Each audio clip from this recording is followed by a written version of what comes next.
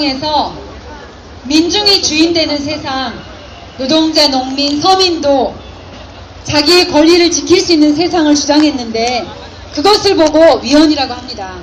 정말 말이 안 되는 거죠.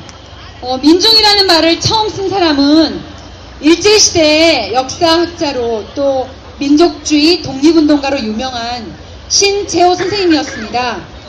위키리스크 백과사전 있잖아요. 그 백과사전 보면 신채호, 민중 이렇게 해서 다음에서 검색을 해보시면요. 그 백과사전이 나오고요. 제가 그 중에 일부를 읽어보겠습니다. 일제강점기의 언론인 독립운동가로서 국권을 회복하고자 모든 수단을 강구한 민족주의자로 국사연구와 교육을 중요시했다. 기존의 왕과 영웅 중심의 정근대적인 사학의 한계를 극복하고 민중을 중심으로 하는 사학을 내세웠다. 신채호와 박은식을 통해 정립된 민족사관은 일제에 의한 식민사관을 극복하고 근대적이고 자주적인 주체적 역사관을 확립하는 데 기여하였다. 저서 조선 상고사에서 특히 역사관을 난가사상과 역사를 아와 비아의 투쟁으로 보았다. 여기까지만 읽겠습니다. 여기 보면 신채호 선생님께서 우리의 그 역사 해석에서 일제시대에 일제가 무서워가지고 역사를 왜곡한 그러한 식민사관의 역사학자들을 비판하면서 우리 역사를 볼 때 바로 민중, 말하자면 백성, 이 사람들이 얼마나 중요했는지 그것을 강조했고, 그러면서 또한 그 백성들에게 올바른 길을 제시하는 영웅이 또 중요하다고 말씀하셨습니다. 즉, 이 민중이라는 말은 역사적인 개념이고 또 역사학에 나오는 그런 중요한 개념입니다. 그런데도 이 무식한 이 정부가 민중이라는 말을 마치 헌법에 위배되는 말로 했습니다. 얼마나 기가 막힙니까? 네, 다음은 제가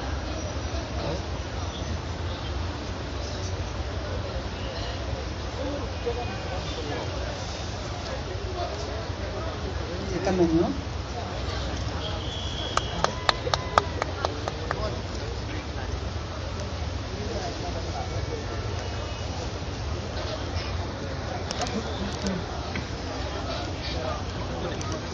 네, 갑작스럽게 오늘 주제를 늦게 전달받는 바람에 종이로 뽑지 못하고요. 지금 여기 스마트폰에 임시로 써서 와서 좀 시간을 기다리셨습니다.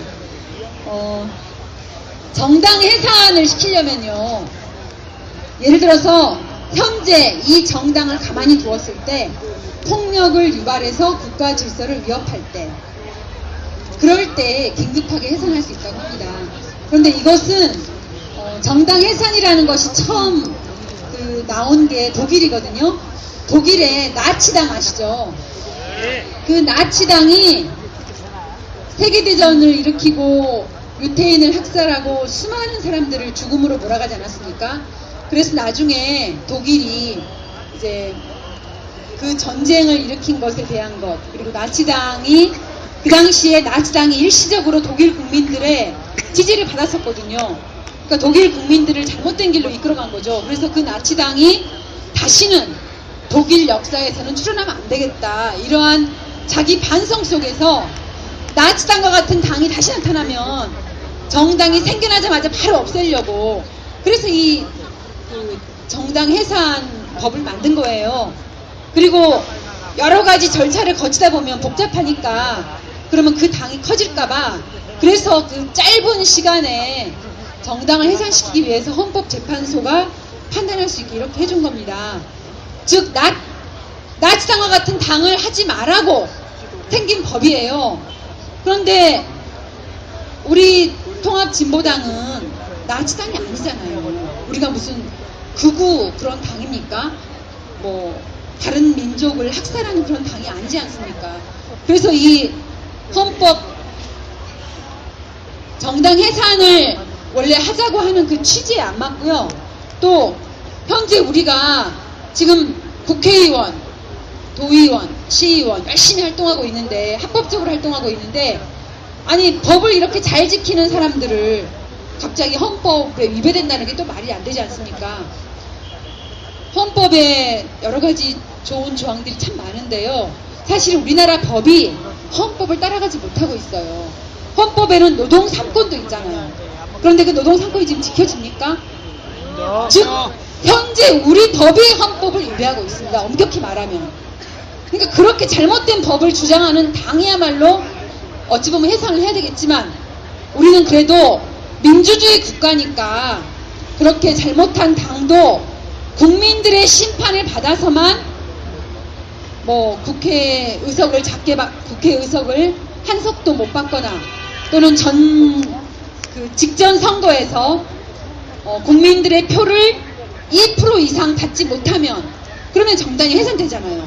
그래서 사실은 그 조항만 있으면 됩니다. 우리나라가 나치당이 생겨본 적도 없으니까 사실 우리나라는 정당 해산이라는 그 조항이 있을 필요가 없는 나라입니다. 그런데도 바로 우리나라에서 한 번도 써먹지도 않았던 그 조항을 이제 와서 들이대는 겁니다. 우리나라에서 정당이 해산된 적은 한 번도 없습니다. 예전에 등록 취소를 당한 적은 있어요. 그것도 정당 해산이 아니고 등록 취소. 그렇게 한 번 한 적은 있는데 그것도 그 당시에 독재 정권이 했던 것인데요. 지금 정당 해산이라는 이 법을 만들고 나서 지금 우리가 처음으로 이거 법을 써먹는 건데요. 세계적으로도 정당이 해산된 사례가 또 한 번인가 있다고 하는데 그 한 번도 우리 같은 이런 사례가 아닙니다.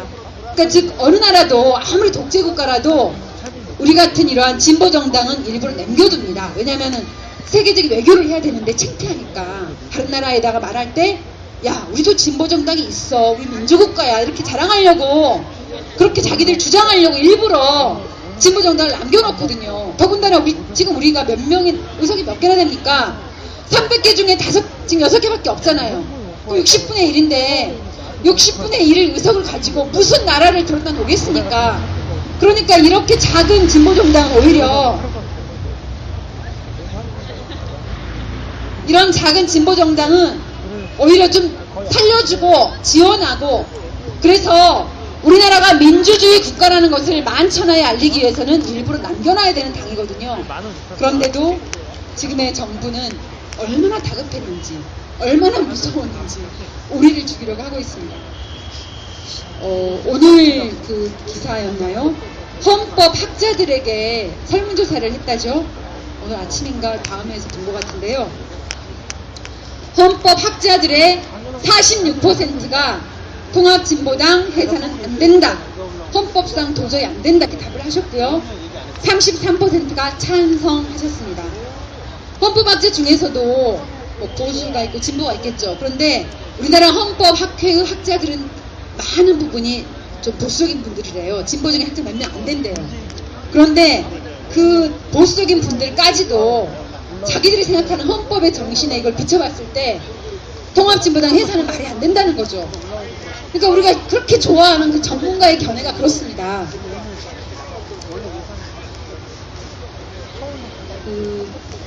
또한 우리 헌법에는 정당 활동의 자유가 있습니다.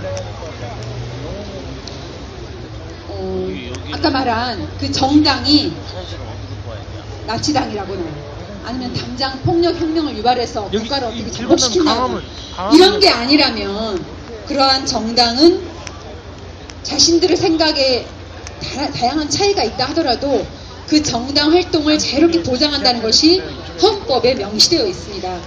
그러므로 이러한 헌법을 지키려면 정당 해산을 함부로 하면 안 되는 겁니다.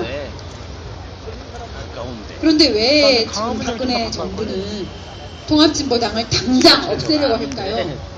지금이 어떤 때입니까? 작년 박근혜 정부의 탄생, 작년 대선에 대해서 지금 대선 기간에 불법적으로 국가기관의 공무원들이 했던 그런 불법 인터넷 여론 조작 사건, 댓글 사건, 이것이 얼른 덮고 싶었는데 자꾸만 덮으려고 하면 새로운 게 삐져나오고 자꾸 불거져 나오니까 도저히 덮을 수가 없어서 지난번에 뭐 국정조사 특위도 한번 했고, 그래서 이제 끝났나 보다 했더니 다시 또 뭐 사이버 사령부니 뭐니 국군이 또 했다 그러고, 이래서 자꾸만 숨기기 어려운 상황이 계속됐죠. 근데 그 숨기기 어려운 상황이 되면 대선 기간에 이러한 일이 일어난 거 정말 죄송합니다. 제가 계속 좀 하면 안 될까요? 다시 투표하는 것도 힘들고 좀 도와주십시오. 뭐 봐주세요. 이렇게 차라리 국민한테 솔직하게 얘기하고 좀 용서를 빌고 또 좀 계속 대통령 한번 하게 해달라고 이렇게 좀 기회를 달라고 하면 모르겠어요. 우리 국민들 너무 마음이 착하시고 또 어쨌든 아직까지는 현 대통령에 대한 지지도가 있기 때문에 그렇게 읍소를 하면 대통령 계속 하게 해줄 수도 있어요. 어쩌면 우리 국민들이. 그러니까 최대한 국민들한테 반성하고 다시 한번 기회를 달라고 이렇게 사정을 해야 될 사람이 그렇게 하는 것이 아니라 계속 지금 다른 거를 계속 퍼뜨려서 국민들의 관심을 다른 데로 돌리고 게다가 이제 그 잘못된 정부의 행태에 대해서 계속 적극적으로 비판하는 비판 세력 중에 가장 열심히 비판하는 통합진보당을 찍어가지고 우리를 이렇게 탄압하는 겁니다. 그래서 다른 사람들한테는 야 너네 봤지? 통합좀 내게 되는 거 봤지? 너네도 그렇게 될 거야 라고 이제 위협을 하는 거죠. 그래서 말하자면 한마디로 말하면 국민들 전부 입 닥치라는 거예요. 그래서 이렇게 탄압을 한다고 생각합니다. 그런데 우리가 입을 닫을 수 있습니까? 통합진보당 해산시킨다는데 우리가 가만히 앉아서 당할 수 있습니까? 우리 국민들이 절대로 통합진보당 해산을 가만 앉아서 지켜보고 거기에 찬성하지 않으실 겁니다. 그래서 우리 국민들의 그러한 뜻을 믿고 우리가 먼저 당 해산을 막아내기 위해서 온몸으로 이렇게 나서는 것이고요.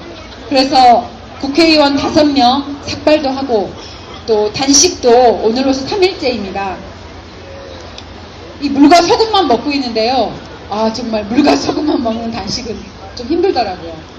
그런데 힘든 순간에도 또 여러분을 만나면 다시 힘이 나고 해서 저희는 무기한으로 시작됐으니까 어쨌든 뭐 저희가 쓰러지든가 근데 저희가 쓰러지기 전에 반드시 이 헌법재판소에서 좋은 결과를 보여주든가 또 민주당과 다른 많은 시민사회단체가 다 같이 들어오면서 다 같이 싸우든가 뭔가 이 상황을 이제 제대로 끌고 갈 수 있겠다라는 그러한 어떤 약속? 그러한 것이 보이지 않으면 저희는 절대 단식을 멈추지 않을 것입니다. 그래서 이러한 또한 지금 어제 우리 통합진보당의 지방의원 약 100여 명, 100명이 좀 넘는데요. 어제 그 중에서 많은 분들이 어제 머리를 또 깎았습니다. 그래서 삭발을 한 상태에서 지금 서울시에 막 돌아다니고 있고 어제는 삼보일배도 하고 삼보일배 참 하려다가 막혀가지고 108배를 하셨죠. 어쨌든 그렇게 지방의원들까지 나서서 우리 유권자들이 뽑아주는 우리 이 자리 또 이 역할 이 소중한 사명을 여기서 멈출 수 없다. 계속 우리는 의정활동하고 우리 주민들이 원하는 그러한 여러 가지 요구들을 꼭 실현하겠다라는 다짐을 했습니다. 저희는 이런 각오로 정말 어제 우리 김재현 의원이 머리 깎고 나서 한 얘기가 목숨을 걸었다고 했는데 사실 저희 모든 마음 심정이 목숨을 건 그러한 마음으로 이렇게 머리도 깎고 단식도 하고 있습니다. 여러분 어찌 보면 지금 이 순간이 지금 이 시기가 박근혜 정권이 정말 이대로 계속 국민들을 탄압해서 완전한 독재로서 이 정권을 계속 유지해 갈 건가 아니면 그리고 통합진보당을 이제 더 이상 탄압하지 않겠다고 약속을 하든가 하여튼 그러한 지금 기로라고 생각합니다. 우리 어려울수록 이러한 중요한 순간 바로 박근혜 정부가 물러나든가 아니면은 엎드려 사죄하고 기회를 달라고 빌든가 어쨌든 그렇게 되는 그러한 순간이 빨리 올 수 있다. 우리가 더 힘들수록 그런 일이 빨리 올 수 있다고 믿고요. 우리 다 함께 힘을 내서 열심히 함께 국민과 함께 우리 민중과 함께 국민과 함께 싸웠으면 좋겠습니다. 감사합니다.